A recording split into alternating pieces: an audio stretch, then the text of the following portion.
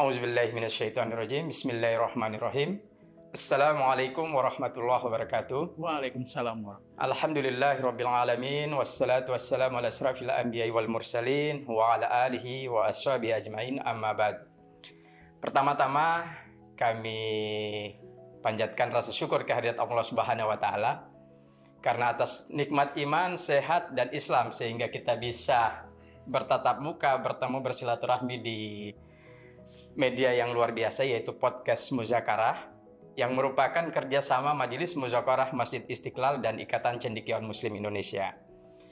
Pada kesempatan hari ini kita akan bermuzakarah dengan dua tokoh cendekiawan Muslim Indonesia yang dimana mereka ini punya kompeten yang luar biasa dalam memberikan gagasan, wawasan, dan pandangan terkait dengan keislaman dari aspek disiplin ilmunya. Yang pertama yang kami perkenalkan yaitu Bapak Prof. Dr. Fazli Jalal. Selamat datang, Pak Prof. Assalamualaikum. Waalaikumsalam warahmatullahi wabarakatuh. Ya, kemudian yang kedua adalah Bapak Profesor Dr. Andi Faisal Bakti. Selamat datang, Pak Prof. Assalamualaikum warahmatullahi wabarakatuh. Waalaikumsalam warahmatullahi wabarakatuh.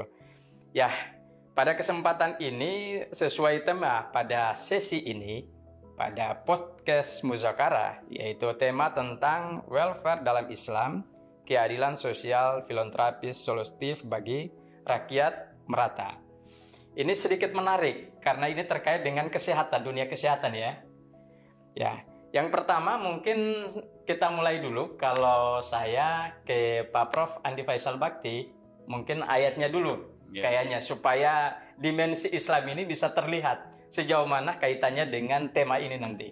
Ya, kami persilakan, Pak Prof. Oke, terima kasih Dinda Ilmanuddin, Anjikula, dan juga Profesor Fazli Jalal.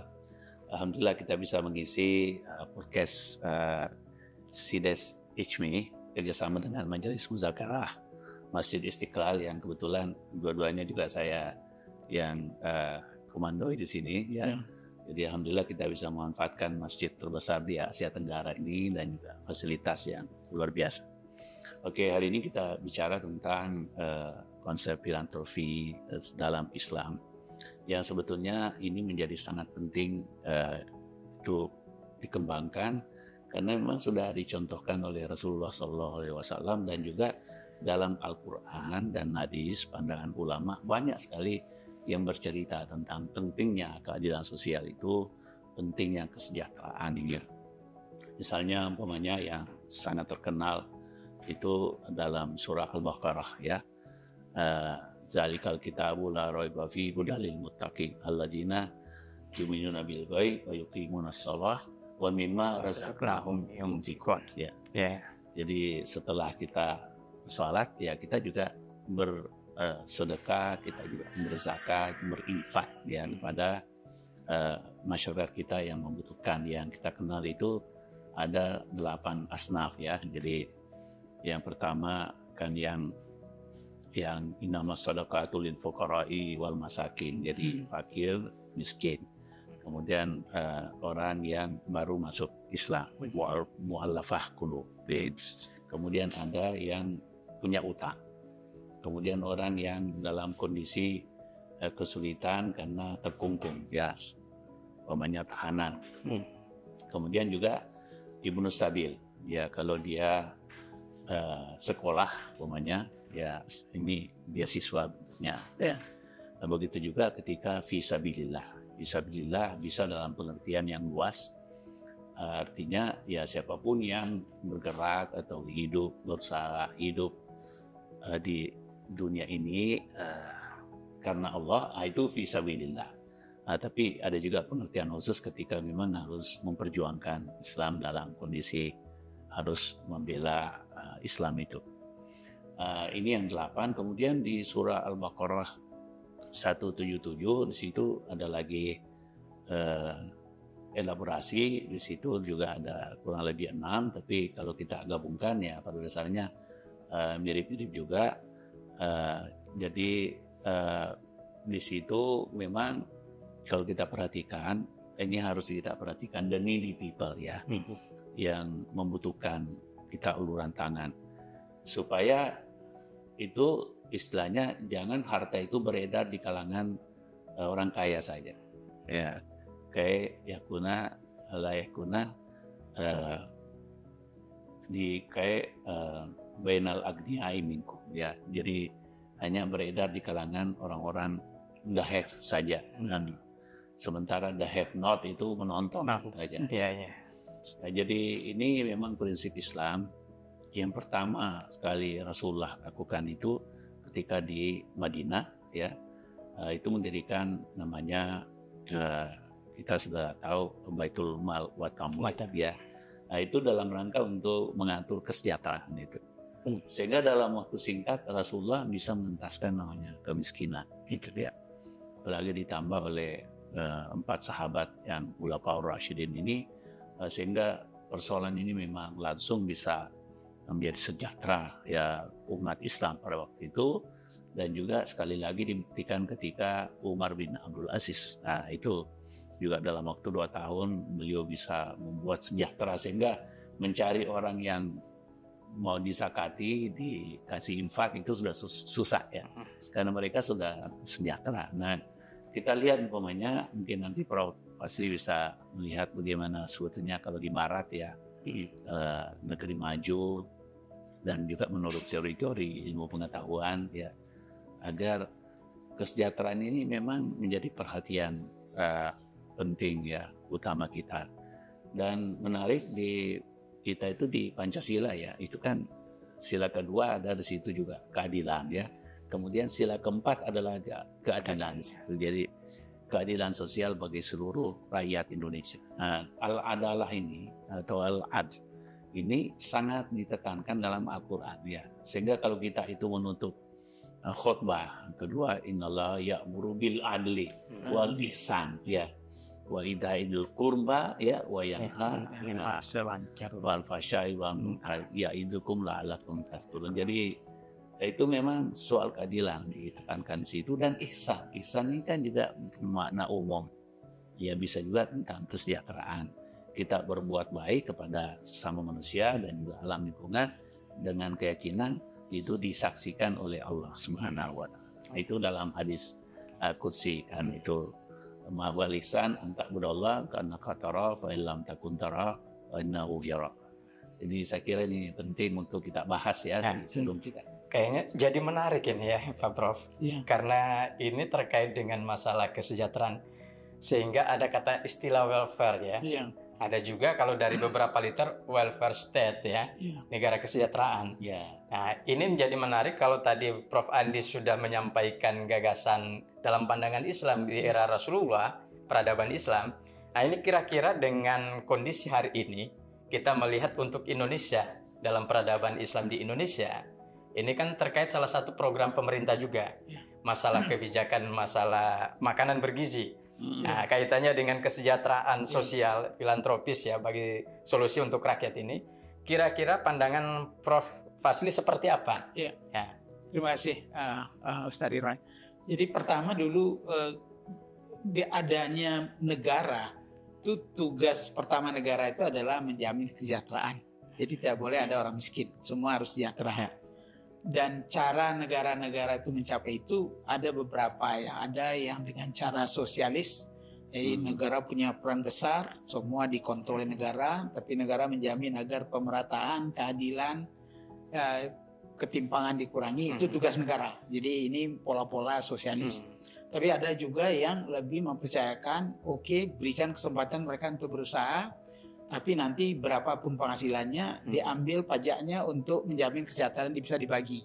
Jadi makin banyak penghasilannya, makin besar pajaknya, dan semua pajak itu digunakan untuk membantu yang lemah tadi.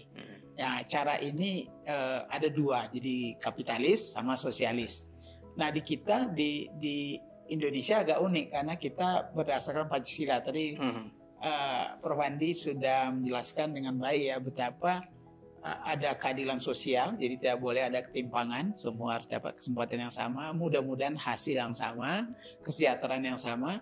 Tapi juga di ayat 5 ini di Pancasila kan ditekankan keadilan sosial bagi seluruh rakyat Indonesia. Nah, untuk itulah dalam Undang-Undang Dasar kita di pasal 34 ayat 1 itu cantumkan benar bahwa fakir miskin dan anak telantar dipelihara oleh negara. Nah, ada ampunnya tuh. Siapa yang memang tidak cukup, dia punya penghasilan tapi nggak cukup untuk menghidupi keluarganya, untuk mencapai standar minimal untuk keluarga yang sejahtera tadi, itu negara harus hadir dengan memberikan uang tambahan kah, memberikan subsidi kah, dengan segala cara. Dan begitu juga anak-anak yang memang tidak ada yang mengatur, telantar, yatim piatu atau piatu, dan itu negara harus mengambil alih peran itu. Jadi ini menjadi tanggung jawab negara. Cuman memang kenyataannya belum seindah itu, ya kan? Walaupun secara tegas Undang-Undang Dasar mewajibkan semua pemerintahan Indonesia ini fakir miskin dan anak telantar ditanggung oleh negara. Nah, dalam konteks itulah kalau kita kawinkan dengan apa langkah-langkah yang dibuat oleh negara, sebetulnya pertama kan mereka kan kebutuhan dasarnya harus dipenuhi dulu. Jadi kalau kebutuhan yang paling dasar kan makanan, ya kan? Makanan, minuman, ya, pangan. Ini tidak boleh mereka kelaparan, apalagi dikaitkan dengan makanan bergizi gratis. Ya, kelaparan aja mereka nggak boleh, ya. Harus ditangani ini. Kalau negara melihat ada orang yang nggak bisa tidur karena kelaparan, harus tanggung jawab negara mengantar makanan ke mereka. Jadi makanan. Yang kedua adalah pangannya, sandangnya, ya, pakaian untuk bisa mempunyai atribut yang bermartabat lah. Kemudian tentu perumahan, ya, bagaimana perumahan dengan lingkungan yang sehat. Nah, sesudah 3 ini tentu kesehatan harus dijaga benar. Jadi kalau dia mulai dari ibunya hamil, janin sampai lahir, sampai jadi remaja, produktif, lansia, itu life cycle itu harus dijaga bahwa di semua periode hidupnya itu kebutuhan kesehatannya harus terpenuhi. Ya, dan itu negara harus hadir. Kalau mereka tidak mampu membiayai sendiri, dia harus dimasukkan dalam asuransi. Alhamdulillah asuransi kesehatan kita BPJS sudah mencapai 98% dari warga bangsa kita, yang sekarang sudah hampir 285 juta. Jadi kita termasuk negara yang cukup bangga bahwa sebagian besar anak-anak kita dan warga kita sudah dijamin oleh asuransi. Tinggal lagi mutu, keramahan, kecepatan. Tapi artinya mereka tidak perlu lagi mencari uang dulu baru berobat. Uangnya sudah disediakan oleh negara melalui asuransi. Nah, kemudian yang berikut tentu pendidikan. Nah, pendidikan ini dalam kaitan dengan filantropi menjadi sangat penting. Karena melalui pendidikan kita memperkuat yang miskin ini, yang anak telantar tadi. Kalau kita berikan pendidikan, kita tidak memberikan ikannya, tapi memberikan pancingnya. Malah memberikan perahunya. Nah, jadi karena itu pendidikan menjadi sangat penting. Tapi lingkungan hidup yang memadai untuk mereka tumbuh kembang juga sangat diperlukan. Dan pada akhirnya bagaimana mereka mampu mengembangkan potensi dirinya yang sesuai dengan bakat, minat, dan apapun yang dia miliki, agar dia bisa menjadi yang terbaik di bidang yang memang digelutinya dan juga diberikan fitrah oleh Yang Maha Kuasa. Jadi itu adalah bentuk welfare yang diberikan kepada semua warga bangsa, dan Islam sudah jauh lebih dahulu menjamin itu. Nah, itu keindahan Islam, ya, Permandi, ya. Nah, pada abad ke-18 ya, itu baru negara-negara mencoba memformulasikan.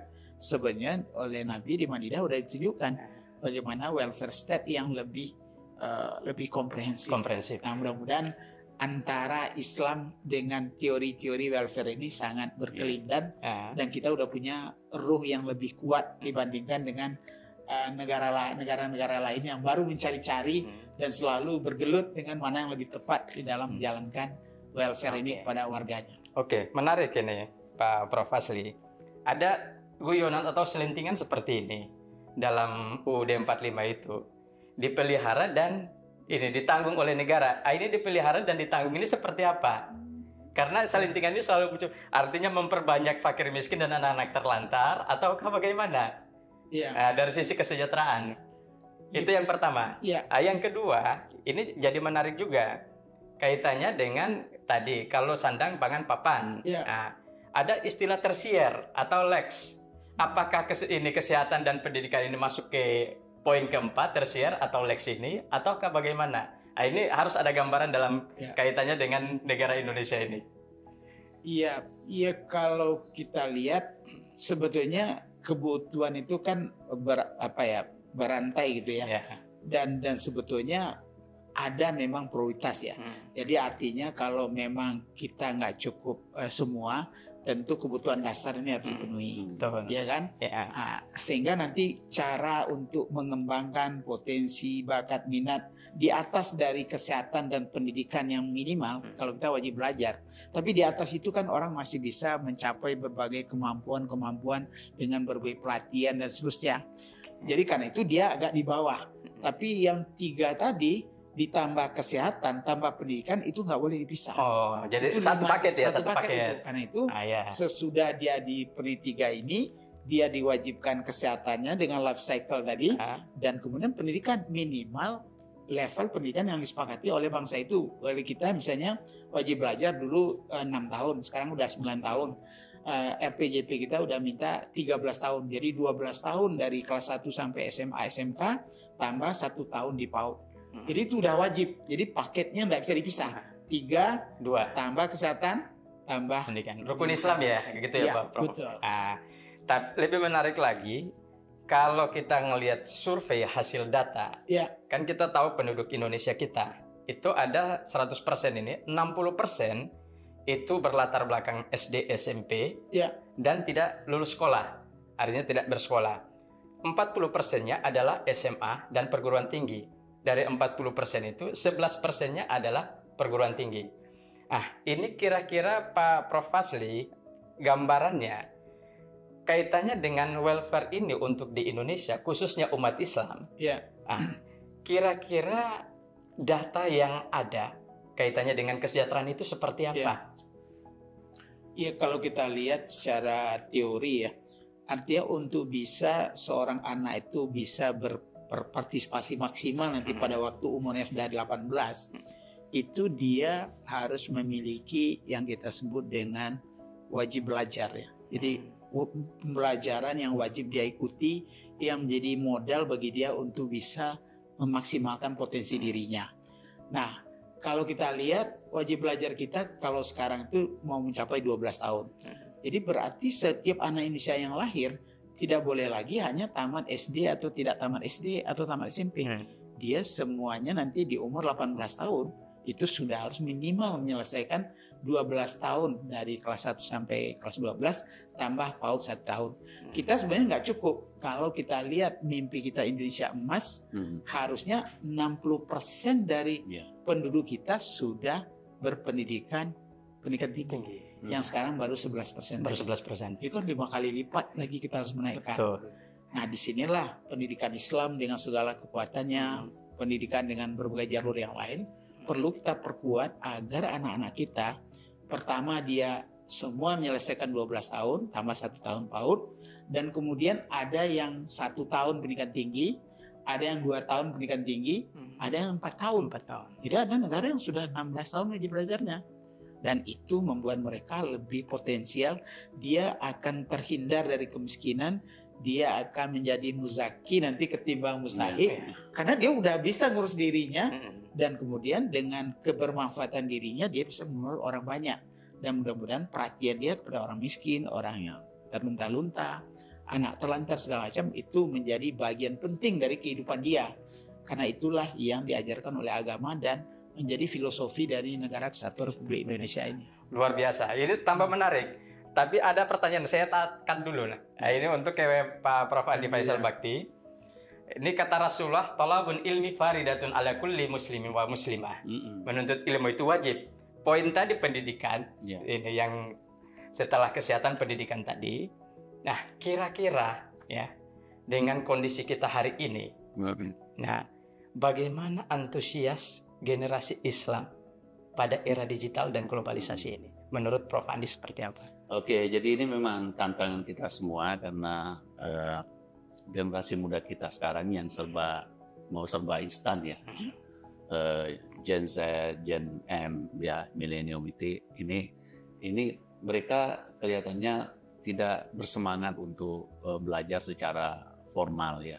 Saya kira memang di sini kontribusi orang tua, kontribusi pemerintah dan juga opinion leaders tokoh-tokoh masyarakat untuk itu ikut menekankan aspek pendidikan ini. Karena seperti dalam Al-Quran, dalam surah Al-Mujadilah dikatakan, "Yarfa'illah waladina amanu minkum waladina utul ilma darajat." Allah akan mengangkat ya derajat orang yang menuntut ilmu pengetahuan, yang belajar agar pintar, dan juga orang yang beriman. Jadi ini dua hal yang harus selalu bersanding ya. Gitu ya, bersanding terus, keimanan dan juga keilmuan.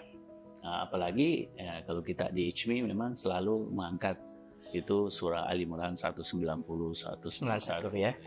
Inna fi khalqis samawati wal ardi ikhtilafil laili wan nahar la ayatin liulil albab alladzina yazkurunallaha qiyaman wa qu'udan wa ala junubihim wa yatafakkaruna fi khalqis samawati wal ardi rabbana ma khalaqta hadza batila. Jadi ayat ini sangat luar biasa karena pertama dulu berbicara tentang ruang dan waktu.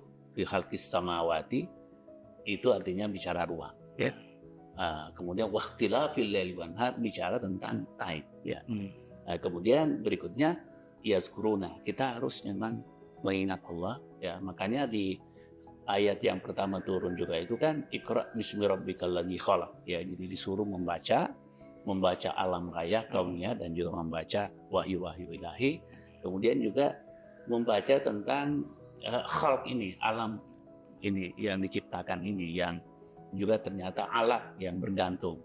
Artinya di sini kita perlukan pendidik, ya, tempat bergantung.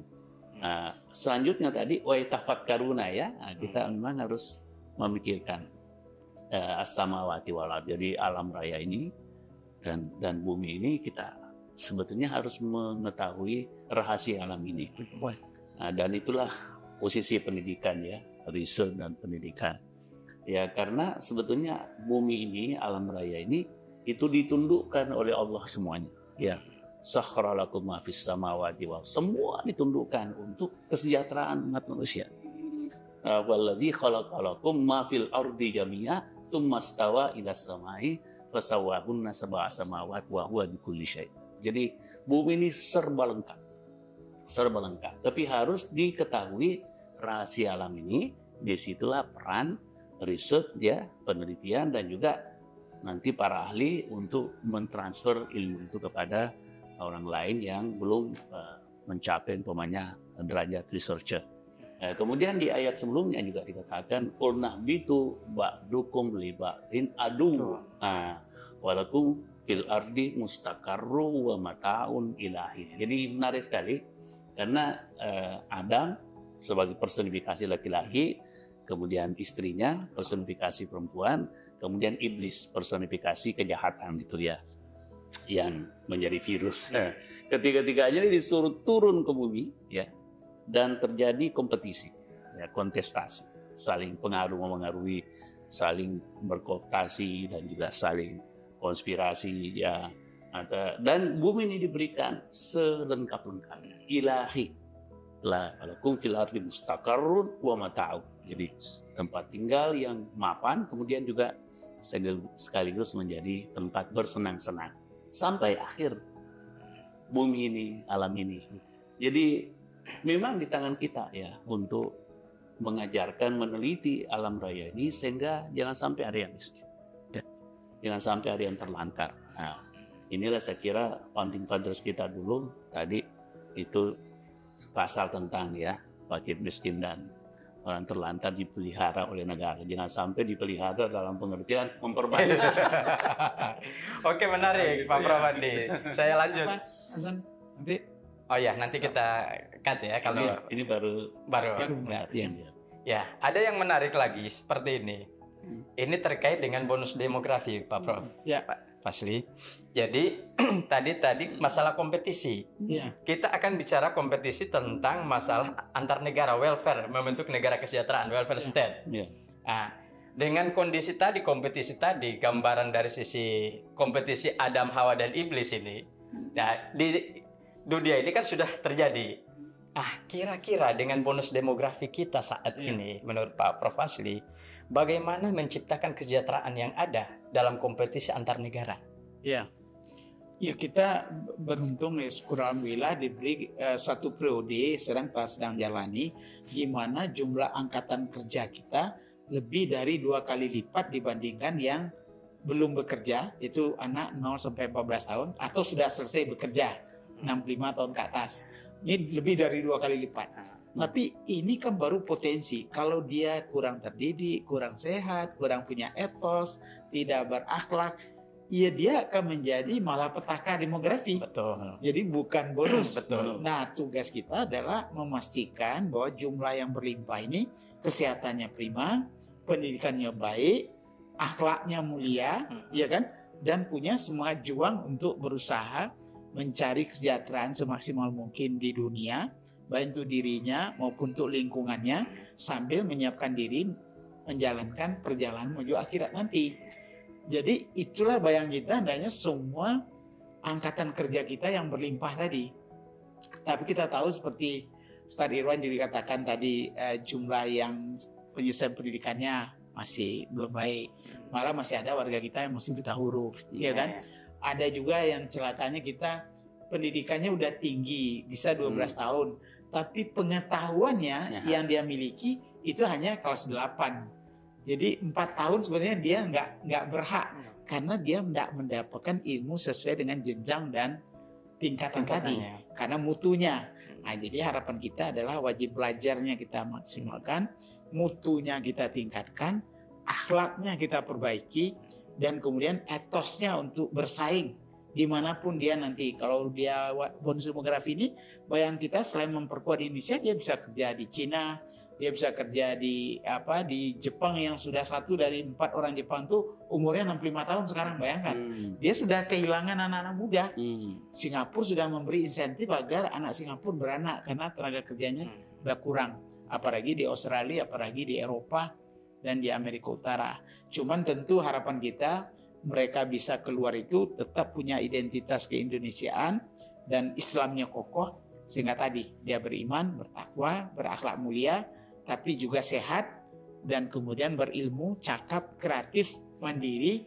Dan kalau itu yang terjadi dari setiap anggota bonus demografi, insya Allah kita akan mencapai Indonesia. Amin. Itu. Artinya kalau itu tidak dipenuhi berarti terjadi kiamat. Malah petaka yang paling tidak. Dan kiamat kecil ya. Kiamat demografi ya. Oke, ada yang menarik begini. Karena ini terkait dengan kesejahteraan, ya kita bisa melihat ada kompetisi antar negara. Ya. Nah, berarti ada skenario yang dilakukan oleh berbagai negara. Nah, kira-kira dari Indonesia sendiri seperti apa, Pak Prof? Ya, karena kita ini sebenarnya udah tadi Prof Andi mengatakan ya, kita ini udah diberi rahmat lah ya. Ya. Oke. Ya. Kita lanjut. Tadi kita menunggu suara azan dan sambil berdoa agar semua berjalan lancar aktivitas kita. Nah, kita lanjut dengan apa yang menjadi diskusi kita tadi, ya terkait dengan masalah strategi dan kompetisi yang terjadi. Karena kalau salah ini strategi atau skenario dalam pengelolaan kesejahteraan negara, otomatis kita akan mengalami musibah ya dari berbagai sektor ya. Nah, kira-kira gimana Pak Prof menanggapi hal ini? Ini memang pertanyaan besar ya Pak Irwan ya, Prof Andi ya. Dan jawabannya memang pasti panjang dan lama gitu ya. Tapi kalau kita persingkat, pertama kita tuh harus mensyukuri dulu kekayaan alam yang sudah diberikan oleh Yang Maha Kuasa ya Allah kepada kita. Jadi karena itu harusnya pendidikan kita memang harus melihat potensi-potensi kita ini. Dari Sumatera, dari Aceh sampai ke Papua sana. Dan kemudian mempertanyakan SDM seperti apa yang diperlukan untuk membuat potensi ini tidak hanya dari bahan bakunya, tapi sampai hilirisasinya, sampai secanggih mungkin. Dan tentu itu perlu berbagai tingkatan pengetahuan, keterampilan, dan juga penguasaan teknologi. Nah, harus pendidikan kita memaksimalkan bahwa apa yang dikembangkan di kampus-kampus hendaknya selalu berorientasi apa kemanfaatannya bagi pemanfaatan sumber daya alam kita yang sudah dimiliki. Nah, tapi karena sumber daya alam ini juga terbatas dan banyak negara-negara yang tidak punya sumber daya alam tapi dia punya sumber daya insani, yaitu dengan kemampuan berinovasi. Jadi dari intelektualitas dan juga dari pengembangan teknologi. Nah, karena itu teknologi ini bisa bebas lepas saja, tapi kalau teknologi ini kita kaitkan dengan apa yang dibutuhkan oleh masyarakat kita, mulai dari pedesaan, bagaimana packaging yang lebih baik, bagaimana memasak yang lebih hemat energi, yang lebih cepat, dan itu hal-hal yang nampaknya sederhana tapi sangat membantu kalau ini diakumulasi dari berbagai jenjang pendidikan kita, mulai dari pendidikan anak usia dini sampai SMA, apalagi SMK, nanti ada politeknik, ada S1 ya. Kalau itu diarahkan, berarti kita makin memperkokoh keberadaan kita di negara kita, makin mandiri dengan apa yang kita miliki untuk memenuhi kebutuhan kita, termasuk ketahanan pangan, ya kan, yang harusnya kita nggak boleh impor ya. Air segala macam, termasuk air mineralnya lah, air apapun turunannya, dan apalagi yang berhubungan dengan yang terbarukan. Kita punya ikan di laut yang nggak habis-habis, kita punya udara, ya kan, matahari yang dengan panel solar surya, kita punya sungai-sungai yang demikian banyak, yang listrik dengan tenaga air itu nggak boleh katakan murah dan nggak pernah habis. Nah, sebetulnya prinsip-prinsip itu cukup sederhana, tapi somehow mungkin belum fokus kita ke arah tersebut. Jadi mudah-mudahan kalau kita memperkuat posisi kita, dengan sendirinya kita tidak perlu impor lebih banyak. Kita menyesuaikan pendidikan dan teknologi dengan kebutuhan real kita dulu. Kalau ini kita lakukan, kita bisa mencegah masuknya teknologi yang lebih murah, barang lebih murah dari Cina, dari yang lain-lain. Karena kita kurang mewaspadai ini, akibatnya apa yang kita miliki dikalahkan oleh yang datang dari luar. Tapi kalau kita sungguh-sungguh, kita mencukupi diri kita, dan kadang-kadang karena kemampuan kita demikian efektif dan efisien, kita bisa mengekspor ini ke negara-negara lain. Nah, karena kita kurang fokus menurut saya, atau belum fokus, akibatnya barang-barang kita dengan cepat dilibas oleh barang-barang murah dari Cina, dulu dari Bangladesh, dari India ya, dari Sri Lanka pernah ya, dari sekarang barang-barang dari Vietnam ya. Taksi sekarang ini. Betul. Taksi Vietnam. Jadi akibatnya oke lah, kita terima itu sebagai pembelajaran. Mudah-mudahan kita bersatu padu bahwa kita tidak boleh mengulangi kesalahan yang sama dua kali ya, ya. Dan karena itulah pendidikan yang kufuh, yang sesuai dengan yang kita harapkan, yaitu beriman, bertakwa, berakhlak mulia, dan tadi sehat, karena dengan sehat dia bisa melakukan apa saja dengan produktivitas tinggi. Tapi dia juga harus berilmu, itu aja tidak cukup, dia harus kreatif. Kreativitas ini, dan dengan itu dia mandiri. Jadi mudah-mudahan nanti cara kita membeli barang luar atau menjual produk kita adalah berdasarkan kekuatan utama kita, melengkapi kebutuhan kita, dan dalam proses itu kita punya produk-produk yang cukup kompetitif untuk diekspor ke berbagai negara. Oke, menarik gitu ya. Pak Prof. Fazli. Ada hal yang seperti ini. Pak Prof ini kan pernah menjadi Wakil Menteri Pendidikan tinggi. Kemudian saat ini menjadi Rektor Yarsi. Nah, ada pertanyaan seperti ini. Kalau kita melihat pengalaman sebelum di era Bung Karno sampai Pak Harto, kemudian periode, artinya dalam strategi peningkatan pengembangan sumber daya manusia itu ada skenario yang menarik dan membuat intelektual kita begitu maju, sehingga bisa banyak melakukan terobosan, khususnya para cendekiawan Muslim yang berperan.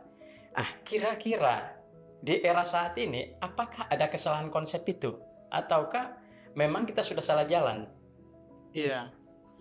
Iya, sebetulnya kalau kita lihat periode pendidikan, memang periode pendidikan Bung Karno kan membangun bangsa dulu ya. Bagaimana kita bangga menjadi bangsa Indonesia, dan kemudian lebih kepada identitas ya, sehingga konten pendidikan kita tidak terlalu kuat dalam kontennya, dalam ilmunya, tapi lebih banyak bagaimana Indonesia itu merasa bersatu, kemudian ritual-ritual untuk membangun kesatuan itu menjadi sangat kokoh. Nah, pada waktu Orde Baru kan memang sudah mulai era pembangunan.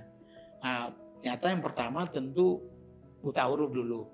Jadi buta hurufnya diberantas. Waktu kita merdeka itu 3% cuman yang orang kita yang bisa tulis baca.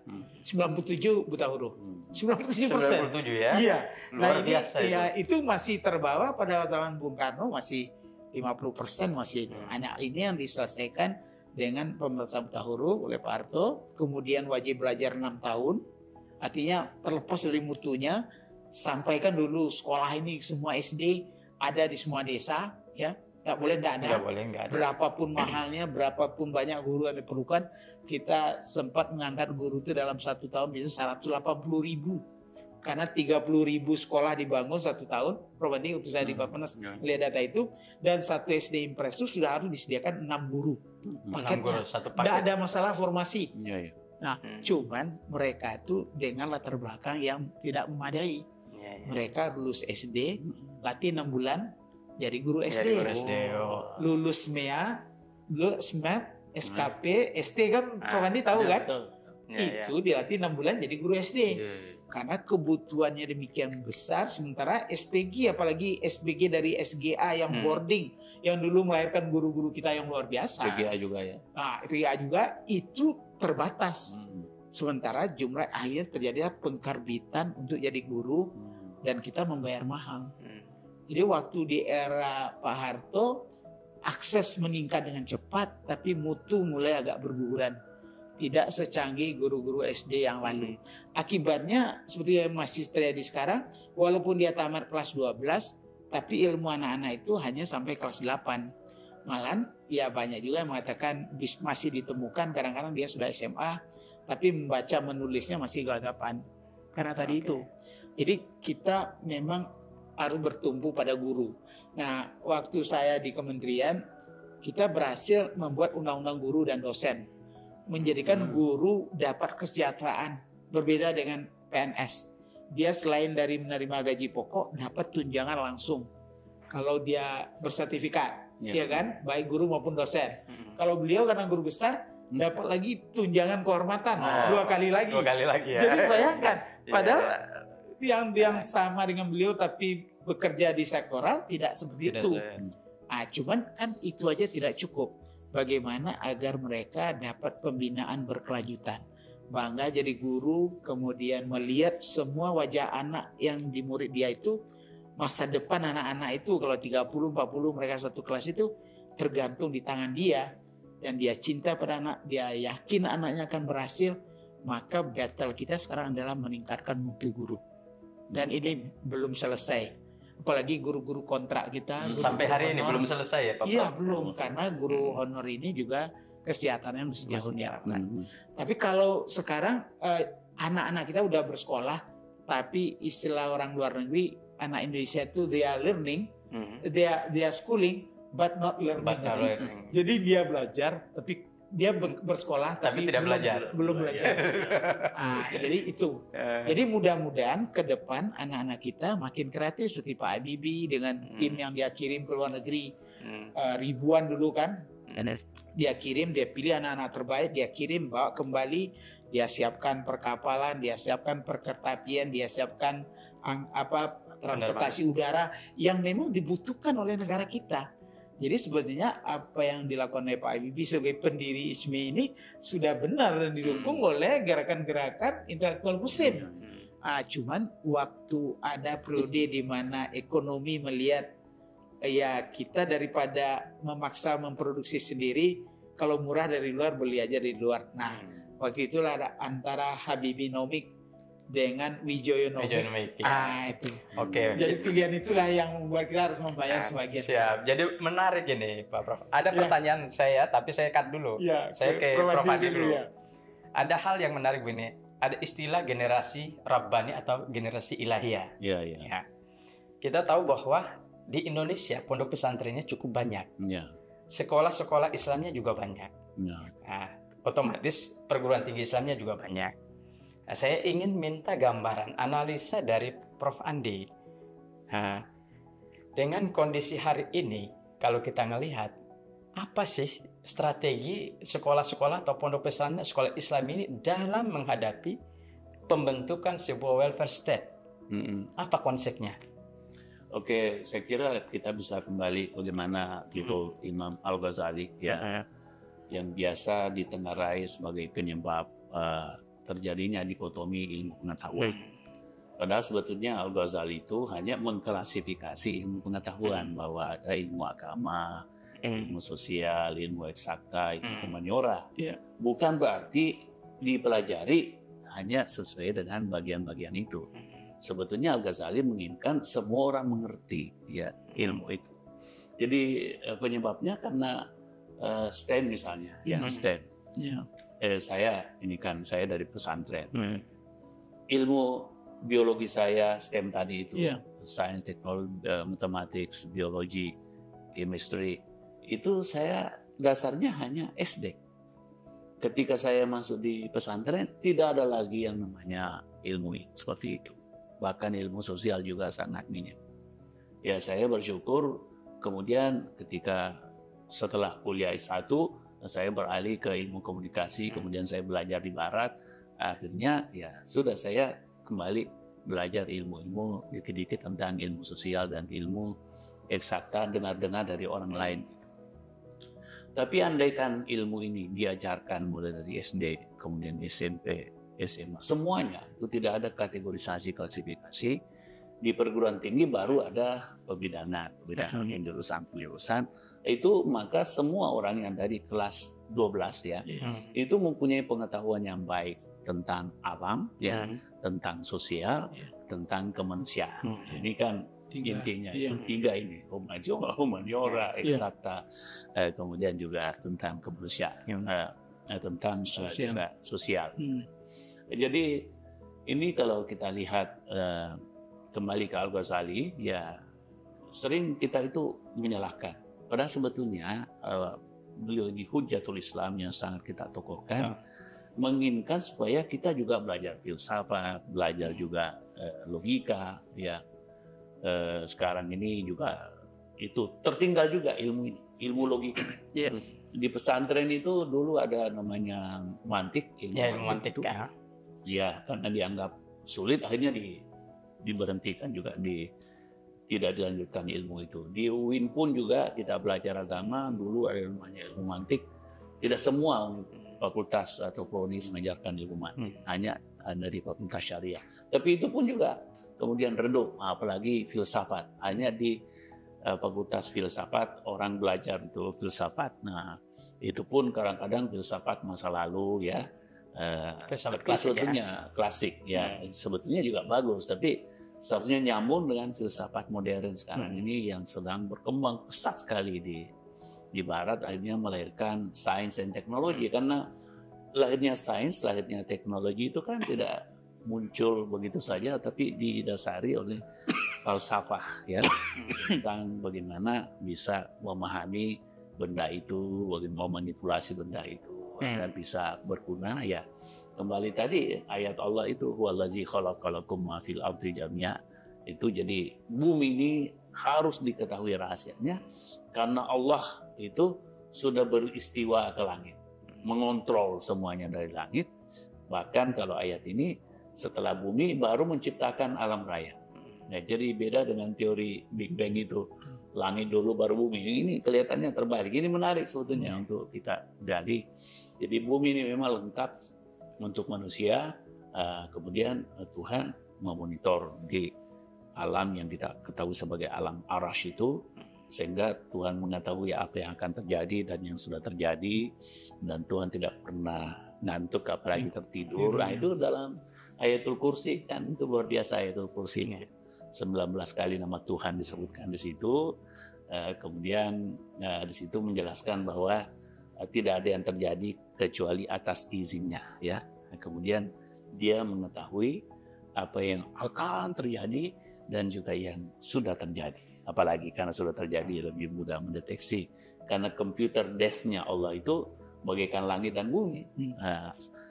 Kursihu as-samawat wal ardh. Jadi ini yang perlu semua kita gali ya. Sekarang ada namanya big data, ada cloud computing, ada the Internet of Things, ada artificial intelligence, ada security system, dan seterusnya dan seterusnya. Dan seharusnya ini milik kita ini ya.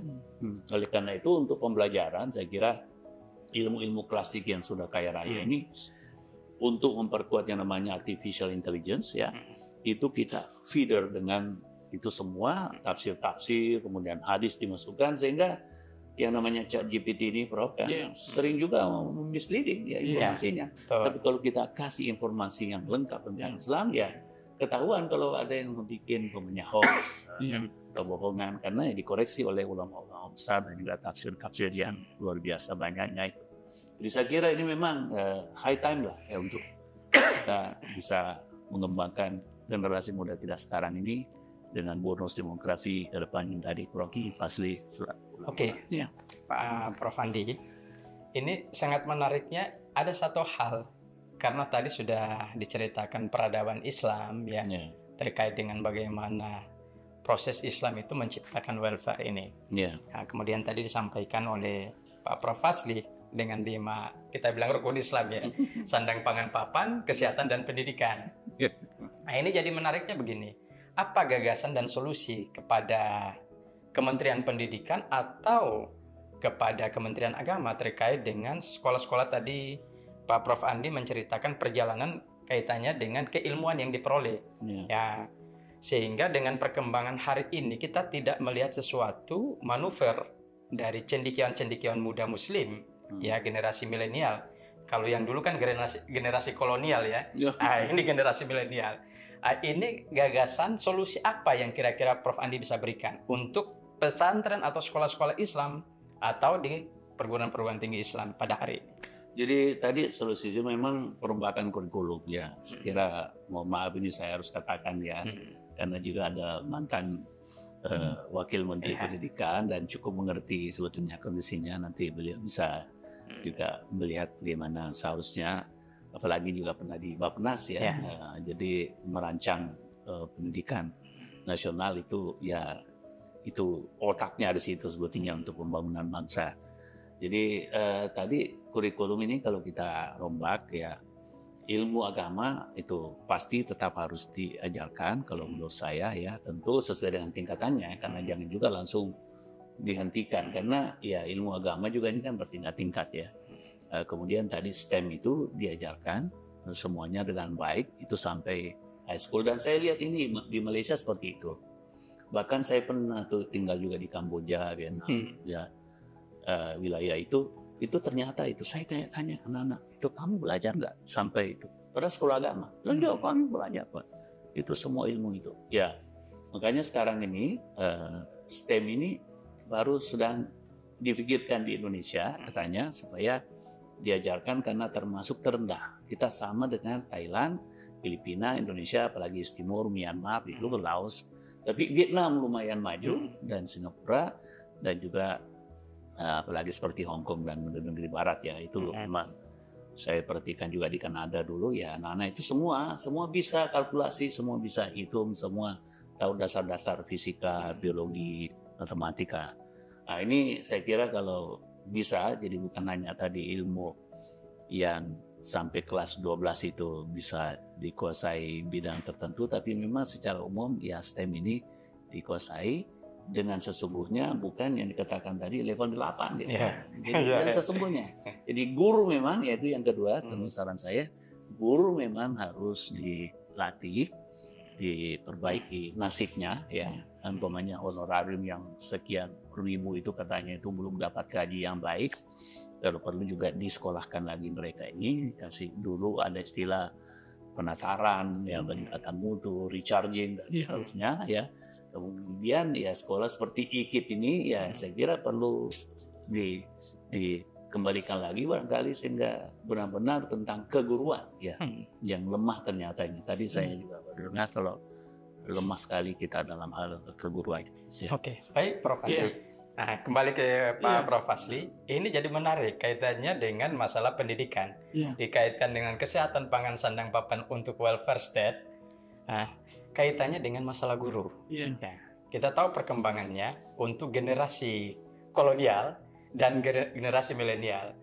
Ya, dulu artinya dengan hanya pelatihan atau training saja, tetapi mampu menciptakan atau mencetak generasi-generasi yang luar biasa dalam memberikan gagasan dan solusi dalam berbagai sektor. Nah, hari ini kira-kira apa yang salah Sehingga tadi saya mendengar statement yang disampaikan tadi, yang saya langsung terjemahkan saja, bahwa generasi kita hari ini itu cuma sekolah tapi tidak belajar.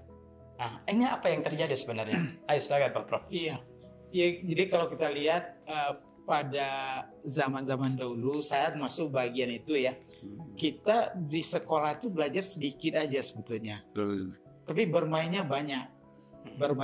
Saya masih ingat sampai kelas 6 tuh masih pakai buku ditaruh di kantong belakang, kantong belakang ya, pakai batu. Pernah di kelas 1, kelas 2 itu pakai batu tulis gitu ya.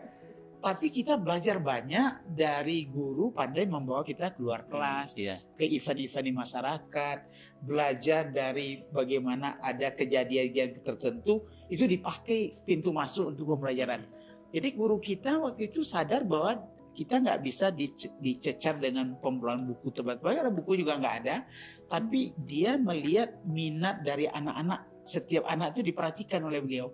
Dan kemudian keterbatasan fasilitas yang ada di sekolah dikompensasi dengan kekayaan belajar dari alam. Jadi alam terkembang menjadi guru. Nah ini saya menikmati benar, dan berbagai permainan itu saya lihat kalah anak-anak saya, cucu saya sekarang selalu sederhana kehidupannya. Jadi stimulasi dia tuh tidak sekaya kita, Pak Wandi. Ini mempengaruhi perkembangan otak. Dan akibatnya begitu keluarga juga tidak melihat mengkompensasi di keluarga dengan membawa anak berkegiatan, kemudian memperkaya dan memperhatikan apa yang kurang di sekolah dia lakukan di rumah, maka bertumpulah semua kepada sekolah. Dipindahkanlah beban tadi di masyarakat, dia kurang waktu karena sebagian besar sudah di sekolah, PR segala macam, tidak ada dari ruang gerak dia untuk berinteraksi dengan masyarakat baik. Padahal pembelajaran tidak kalah pentingnya di sana. Nah, jadi kita harus kembali bagaimana kita mengembalikan peran-peran kepada keluarga. Apa yang wajib dilakukan oleh keluarga ini nggak bisa tidak. Semua keluarga, apalagi calon pengantin kan mau dikasih kemudian BP 4 untuk mencegah jangan sampai stres anak-anak karena orang tuanya bertengkar segala macam. Apalagi perceraian kita lebih dari 200.000 yang bercerai setiap tahun. Iya kan, luar biasa dan naik terus. Dan ini kan stres bagi anak-anak. Nah, apalagi kalau bisa keluarga-keluarga yang nyaman, anaknya kalau apapun dapat di sekolah, dia dapat pengayaan di rumah, dikasih kompensasi, kurang dipuji oleh guru, di rumah dia diberikan kurang banyak pengalaman lapangan di rumah. Nah, kalau bagaimana antara sekolah dengan rumah ini berkoordinasi dengan baik, dan kita kembalikan sebagian fungsi mendidik. Padahal dalam ilmu agama kan di rumah ini yang pertama. Nah, sekarang ini yang saya lihat agak kosong kita. Dan sekolah tentu tadi kembali siapa yang paling berkenan, karena tidak mungkin mutu anak lebih dari mutu guru. Kalau mutu gurunya bermasalah, jangan harapkan mutu anaknya. Jadi karena itu mari kita berinvestasi penuh pada guru, berikan kesempatan dia berekspresi, berinovasi, beri dukungan kesejahteraan dan perlindungan untuk berkarya dan berkarir. Dan kalau itu kita lakukan, Indonesia saya kira anak-anaknya pintar-pintar. Anak-anak kita yang lewat seleksi sekolah di luar negeri straight A. Jadi nilainya E aja, orang lain tercengang-cengang. Karena mereka belajar sebetulnya di sini, cuman kurang digali kreativitas. Karena itulah beriman, bertakwa, berakhlak mulia, sehat, cerdas. Nah, cerdasnya karena kreativitas. Dan itu berilmu sampai dia kreatif dan mandiri. Terima kasih. Menarik ya. Ini pada kesempatan sore ini, jadi ada beberapa catatan, termasuk ini backgroundnya Pak Prof Fazli ini kan orang kesehatan juga. Iya, kesehatan. Ini benang merahnya apa sih sebenarnya dengan kaitannya dengan welfare kalau untuk pendidikan dan ini kesehatan? Karena kita tahu ada beberapa temuan malpraktek sendiri terjadi oleh para medis. Nah, apakah ini konsep pendidikan yang salah ataukah sebaliknya? Apa ini kira-kira? Pertama karena yang bekerja di kesehatan itu kan profesional ya, seperti guru juga profesional ya. Jadi berarti pendidikannya harus profesional. Nah, pendidikan profesional ini adalah gabungan antara akademik, jadi dia harus mengerti tadi basic tadi, STEM tadi, ya kan, ilmu dasar itu dia harus mengerti. tapi dia harus ditambah dengan keterampilan. Keterampilan. Cuman keterampilannya tidak keterampilan tukang yang mengulang-ulang, tapi keterampilan yang berkreasi, berkreatif. Nah, jadi karena itu 4 tahun di akademik, 2 tahun di profesi, atau 1 tahun kalau guru ya, baru dia boleh menjadi profesional. Nah, di sini tambah satu lagi etika dan moral. Berarti harus ada training etika. Dan harus masuk dalam pendidikan ini. Sejak dari hari pertama, dia harus sudah mengerti bagaimana etika seorang pelayanan profesional di bidang kesehatan. Dan tambah lagi sebetulnya karena agama kita udah menuntun kita ya, Bro Andi ya. Harusnya bagi orang Islam tidak terlalu memperdebatkan etika karena sudah embedded di dalam agama kita. Betul. Cuman kadang-kadang karena dia bertumpu pada profesinya, lupa dia kadang-kadang dengan etika ini. Akhirnya dilihatlah ketidakwarasan, ketidakwajaran oleh pasien atau masyarakat sehingga diduga dia atau mungkin dia sudah terjadi malpraktek karena dia lebih mementingkan keuntungan dirinya ketimbang keuntungan pasiennya. Nah, ini yang berlawanan dengan etika seorang profesional apalagi di bidang kesehatan. Oke, baik Pak Prof Fazli. Kemudian Prof Andi, ini kita masih ada waktu lagi sedikit. Nah, kaitannya dengan salah satu statement hadis Rasul, taraktu fikum amraini lam tadillu tamassaktum bihima kitabullah wa sunnatu Rasulillah. Bahwa Rasulullah meninggalkan 2 perkara, yaitu Al-Quran dan Sunnah. Nah, untuk generasi Muslim saat ini, bagaimana motivasi mereka untuk bisa menciptakan state welfare itu sendiri dengan konsep Al-Quran dan hadis ini? Ya, jadi tadi kan saya mulai dengan ayat Al-Baqarah 1-5, Al-Baqarah 137, bahkan juga sebetulnya di surah Al-Imran 134-135 ya. Di situ kan tentang takwa sebetulnya. Dan situ tentang kesejahteraan. Ya, tadi hendaklah kita itu menafkahkan sebagian harta kita pada orang yang membutuhkan. Yang tadi 8 tambah 6 ya, 8 tambah 3 jadi 11 ya. Jadi tadi saya tambahkan satu lagi, ada yang disebut dengan karib kerabat. Jadi seharusnya karib kerabat kita itu sejahtera. Kalau kita sejahtera, jangan sampai ada karib kerabat kita, sepupu kita, ponakan kita, tante kita, apalagi orang tua kita, om, tante kita yang tidak sejahtera. Ini tantangan buat kita semua ya. Kemudian yatim, nah ini kan bukan pilihan mereka ya. Mereka harus menjadi yatim ya. Ini juga harus ada perhatian khusus tentang ini. Selama ini kan hanya dikelola oleh orphanage ya, panti asuhan sosial. Syukur-syukur di Indonesia ini banyak sekali yang memperhatikan itu ya, tapi masih banyak yang tersisa. Kemudian tentu yang terakhir juga kita memperhatikan orang-orang yang as-sailin ya. Nah, ada 2 maknanya di sini, yang membutuhkan ya, sail yang meminta-minta, tapi juga sebetulnya orang yang butuh, siapapun ya. Kalau dia butuh pelayanan yang baik, butuh servis ya, sekalipun mungkin dia ekonomi yang baik tapi butuh. Jadi as-sail di sini dalam pengertian umum membutuhkan sesuatu, tapi yang umumnya juga diartikan as-sail di sini adalah yang meminta-minta ini. Seharusnya mereka ini juga harus diselesaikan. Tidak lagi orang yang terlantar itu, kecuali pilihan ya. Karena di Jepang pun juga saya lihat ada peminta-minta ya, di Amerika juga, di Eropa. Tapi itu pilihan karena ada tadi welfare namanya, bien-être kalau dalam bahasa Perancis ya, kayak uang kesejahteraan. Jadi seharusnya mereka sejahtera. Ya, saya kira begitu. Oke, baik. Sebenarnya ini menarik untuk kita diskusi panjang, namun mengingat waktu, saya mungkin sebelum menutup, saya minta mulai dari Pak Prof Fazli untuk memberikan closing statement singkat saja.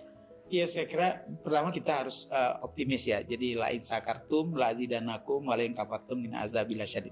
Jadi sekolah-sekolah kita sekarang sudah mulai banyak maju. Sekolah-sekolah agama juga.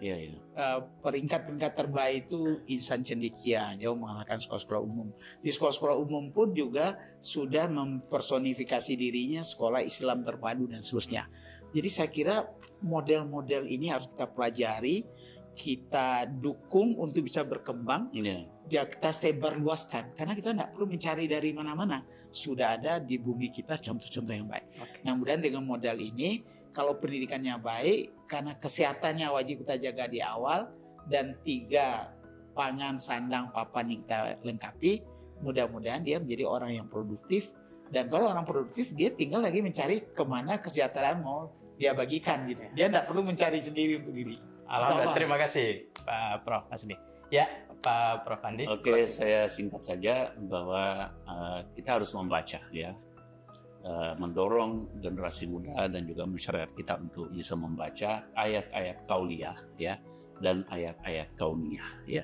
Kalau tadi ayat yang pertama turun itu memang disuruh membaca khalaq, artinya alam ya. Karena dia menarik ketika dulu Nabi Sulaiman meminta supaya memindahkan singgasana Ratu Balkis, kemudian ada orang biasa mengatakan bahwa ana atika qabla an yartadda ilaika tarfuk. Saya akan pindahkan itu sebelum even matamu berkedip. Nah, orang yang punya ilmu kauniyah dan kauliyah. Qala indahu ilmun minal kitab. Nah, ini di surah An-Naml ayat 40. Menarik sekali. Terima kasih banyak Pak Prof Dr. Fasri Jalal dan Prof Andi Faisal Bakti yang sudah bersama kami dalam podcast Muzakara kerjasama Majelis Muzakara Masjid Istiqlal dan Ikatan Cendekiawan Muslim se-Indonesia. Ya, mungkin pada kesempatan ini cukup sekian sisi ini kami sampaikan dan aturkan terima kasih kepada pendukung atau sponsor podcast Muzakara kerjasama Majelis Muzakara Masjid Istiqlal dan Ikatan Cendekiawan Muslim Indonesia. Saya selaku host Irwanuddin Haikula, mohon maaf kalau ada kekurangan di sana sini lebih dan kurang. Assalamualaikum warahmatullahi wabarakatuh. Waalaikumsalam warahmatullahi wabarakatuh. Terima kasih. Mantap. Prof, selamat. Main.